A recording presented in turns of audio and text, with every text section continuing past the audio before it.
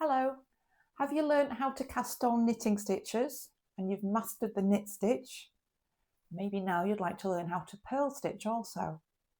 I have many years experience of English throwing style hand knitting, and in this video I'm going to show you how to do the purl stitch and therefore also complete stocking stitch, sometimes known as stockinette stitch.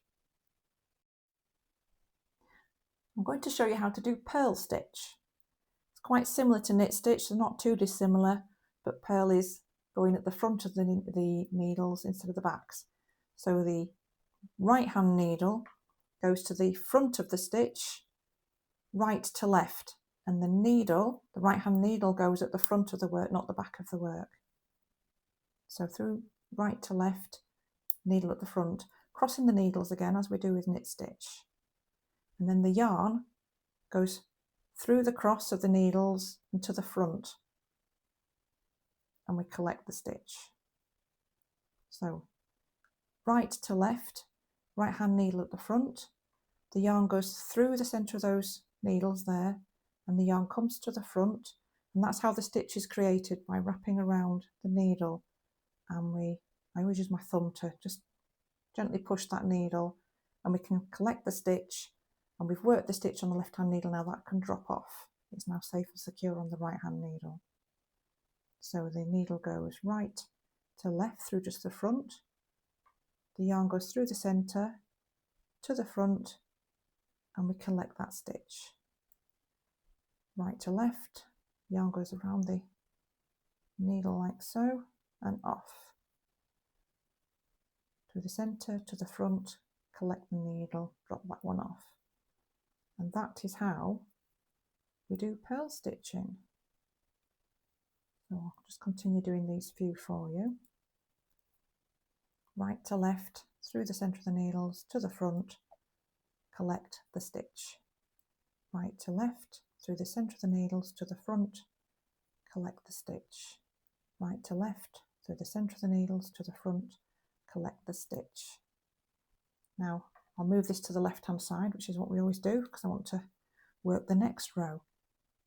You can see here the fabric that's being created has got quite a smooth finish to it. At the start here was when I was doing some knit rows, and it was just knit, knit, knit every row. And this bit here is called stocking stitch or stockinette stitch. And to create this, we need to do one knit row, one purl row, one knit row, one purl row. And you can see the back, it's got the loopy finish to it, but smaller loops than if you're doing just knit, knit, knit rows. And the front has got these V shapes.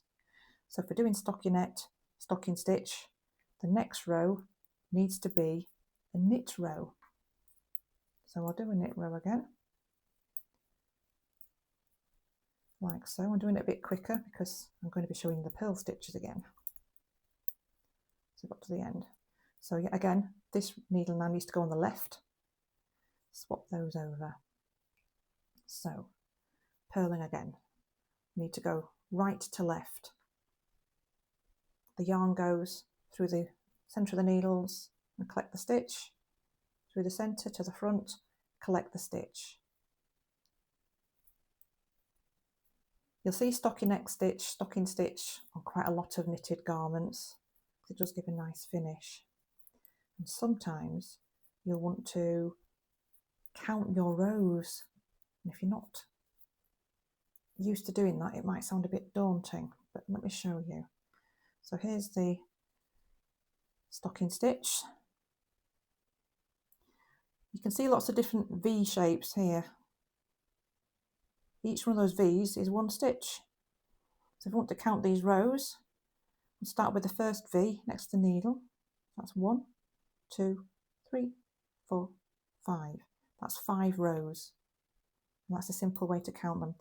You might find it useful to be counting rows if you've knit a piece of work and you're knitting another piece of work and you want to make sure it's the same size. Then you can count your rows that way. 1, 2, 3, 4, 5, 6, 7, 8.